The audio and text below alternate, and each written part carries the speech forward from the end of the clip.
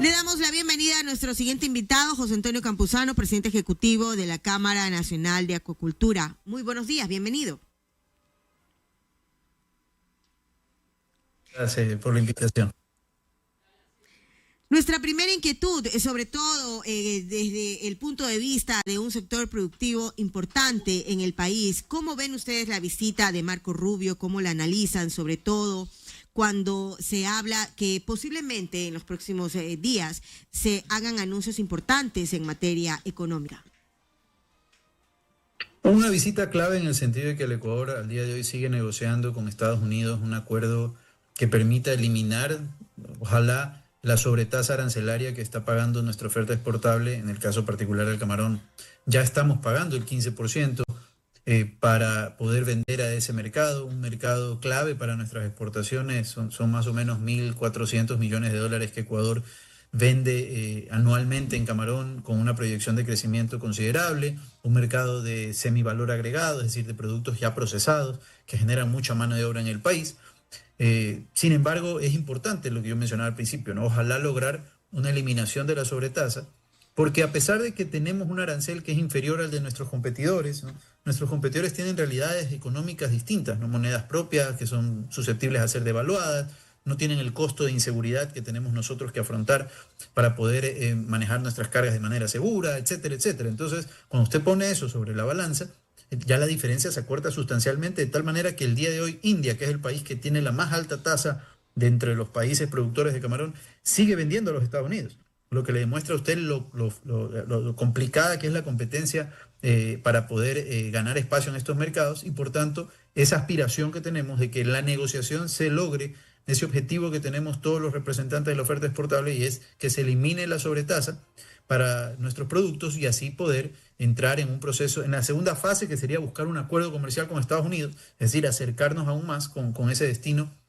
clave para las exportaciones del país.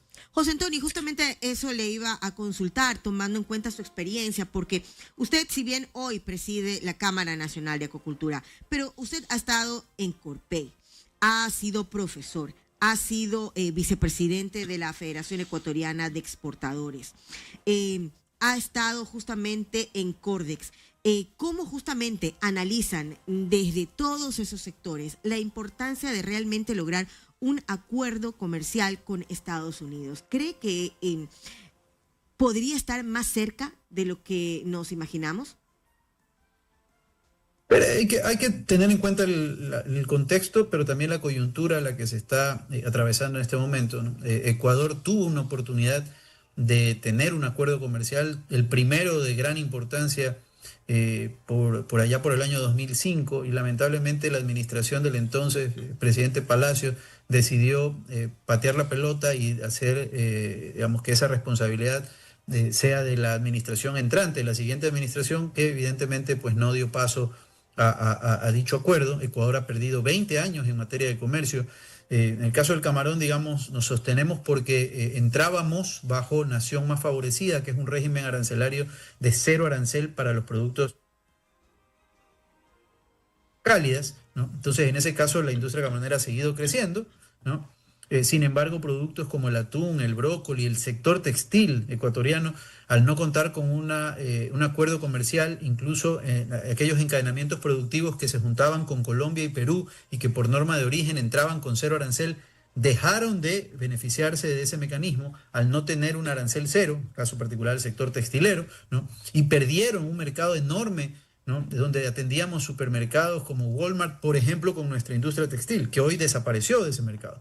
Caso del sector atunero también, con aranceles altísimos, solo un arancel reducido para un producto en específico, pero que no es el gran volumen que genera nuestro país, que son el atún enlatado para mercado de exportación estadounidense. Entonces, y así pudiéramos contar una gama de productos que por 20 años desaparecieron de un mercado clave. De ahí la aspiración. Ahora, habría que esperar una vez que termine de resolverse este primer, digamos, proceso de negociación de la sobretasa, si eso ya da paso a la negociación de un tratado bilateral de comercio que por lo menos ampare a la principal oferta exportable y que agregue a aquellos productos con mayor potencial a los Estados Unidos. Es decir, no pensar en un gran mega acuerdo que cubra todo, sino de repente un acuerdo mucho más acotado que cubra a la principal oferta exportable más aquella que tiene el mayor potencial, y con la posibilidad de revisar y agregar sus partidas a lo largo del tiempo, de tal manera que no se vuelva un acuerdo complicado, ¿no? Siempre estos temas están influenciados por la coyuntura política. En el caso de nuestro país, digamos, hoy hay una coyuntura favorable, digamos, tenemos una asamblea que piensa en el comercio exterior con responsabilidad, digamos, sin dilatar los análisis, porque los acuerdos se negocian justamente en igualdad de condiciones entre ambos países, y si Ecuador ha negociado un acuerdo, lo está haciendo en las mejores condiciones posibles. Entonces, pensar en cuestionar esa negociación pues era impensable. Hoy la Asamblea creo que está en la misma línea del presidente de la República de abrir mercados. Pero habrá que ver en Estados Unidos si la coyuntura política brinda los espacios para que se negocie desde el Ejecutivo y luego en el Congreso y el Senado estos temas tengan un tratamiento expedito, porque recuerden que tenemos que pasar por esos procesos en el Ecuador, pero también en los Estados Unidos, ¿no? Así que hay que ser realista. Yo creo que el mensaje del secretario Rubio el día de ayer sí genera una luz al final del túnel respecto a la posibilidad de negociar con Estados Unidos, porque recuerden ustedes que el mecanismo de fast track que existía en el Congreso para la revisión y aprobación de estos textos ya no existe. Entonces eso sí genera una dificultad, pero al haber la voluntad política, digamos, hay la posibilidad de retomar esa aspiración que tiene el país con uno de sus principales socios comerciales, que es este socio del norte que se llama los Estados Unidos de Norteamérica. Ingeniero, ¿cómo está? Un gusto saludarlo. Y bueno, hablando de estos temas importantes en cuanto a la economía, en cuanto a la productividad que tiene un producto como el camarón en mercados, no solo en Estados Unidos, sino en otras regiones, en otras partes del mundo. ¿Cómo califica, ya entrando a los últimos 4 meses del año, cómo se ha ido generando el sistema de producción, y más bien con todos los números que ya se pueden enfocar llegando al último tramo del año? Un año complejo, pero es innegable que hay un crecimiento en las exportaciones de camarón, motivado principalmente por el volumen, una leve recuperación de precio en los mercados, con mucha incertidumbre, porque evidentemente la sobretasa, primero del 10%, luego del 15%, genera incertidumbre en los mercados que no saben cómo reaccionar inicialmente, con mucha especulación respecto de compras crecientes en primer semestre, pero que bien pueden afectar por la presencia de inventarios que no se consumen, la compra del segundo semestre, ¿no? Entonces, estamos a una expectativa de ver cómo se comportan estos meses restantes del año 2025, como le digo, con esas dificultades en materia de comercio exterior, con una problemática de inseguridad que sin duda la está afrontando el gobierno nacional. El ministro Reinberg está haciendo todos los esfuerzos, es clarísimo los esfuerzos que le está haciendo. Lamentablemente el sistema judicial del país no está acompañando esos esfuerzos, eso hay que denunciarlo, porque seguimos como sector viendo que a pesar del trabajo colectivo que hacemos, privado y la autoridad competente, y las capturas que se dan, rápidamente esto parece una puerta giratoria, pues los criminales salen en libertad para seguir operando impunemente en carreteras, en zonas fluviales. Hemos visto los últimos hechos delictivos, ¿no?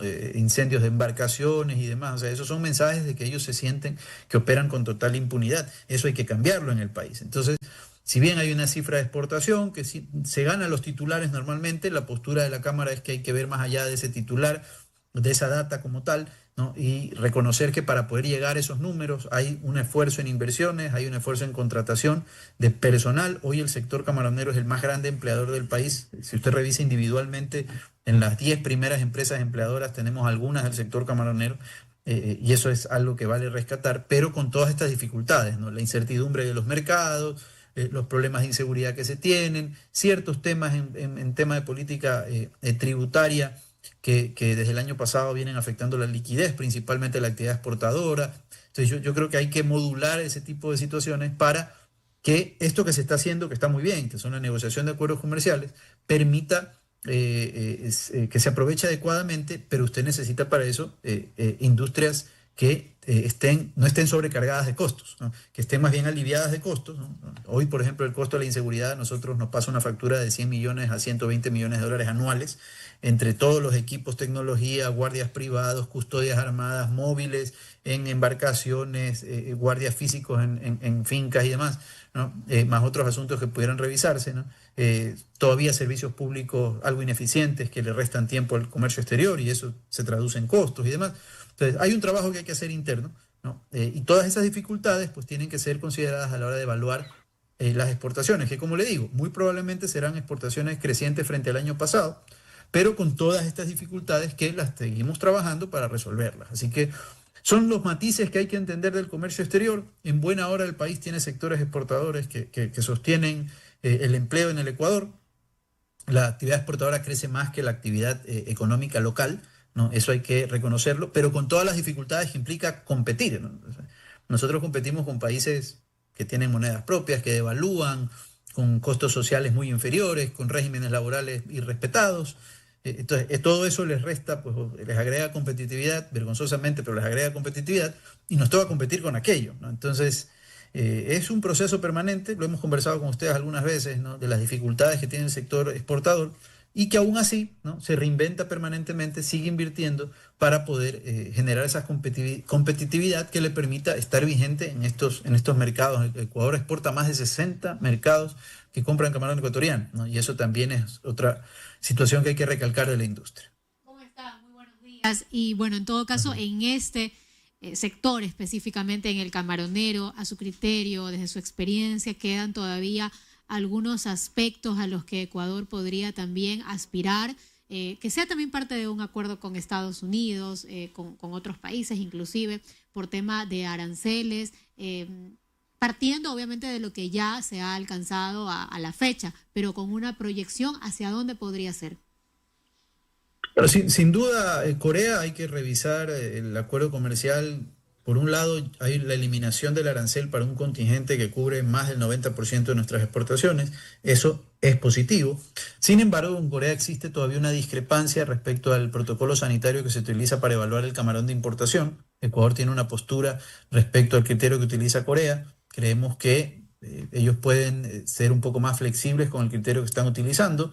Es un criterio que, desde el punto de vista ecuatoriano, crea una traba, porque lo hemos visto en la estadística. En lugar de crecer el mercado coreano, hemos decrecido en los últimos 5 años, pasado de casi 70, casi 100 millones de dólares a 12 millones de dólares. Es muestra clara de que ese criterio no está funcionando.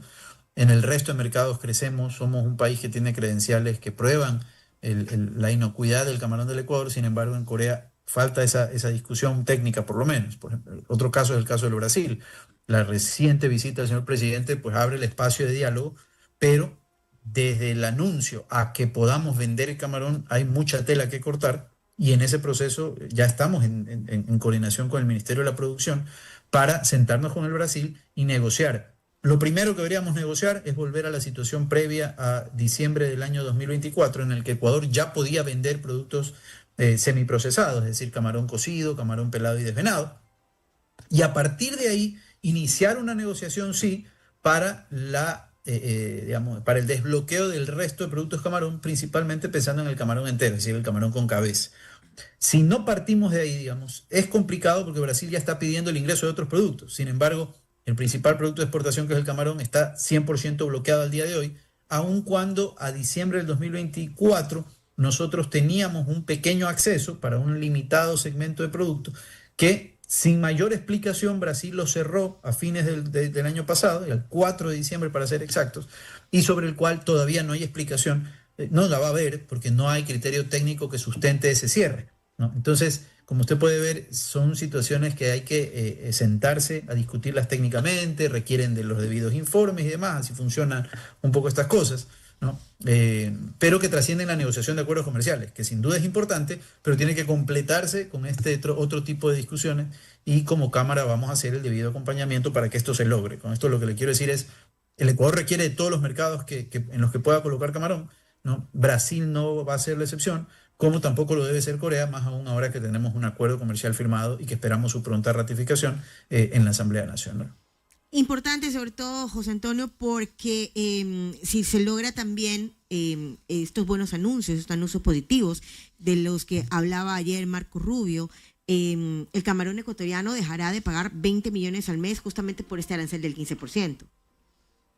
Correcto, la sobretasa arancelaria del 15%, solamente la sobretasa nos genera un costo de 20 millones de dólares mensuales, que usted tiene dos escenarios, ¿no? El escenario donde se paga efectivamente al momento de la importación, porque en Ecuador, o en Estados Unidos, el Ecuador autoimporta el camarón, ¿no? Digamos, lo importa porque, digamos, o lo vendemos DDP, lo vendemos con todos los impuestos pagados. Ese es un mecanismo que se ha utilizado en Estados Unidos hace mucho tiempo por situaciones de dumping y de demandas por derechos compensatorios. El término en el que se hace negocio en Estados Unidos es DDP, es con todos los impuestos pagados, entonces al exportador le toca pagar los impuestos.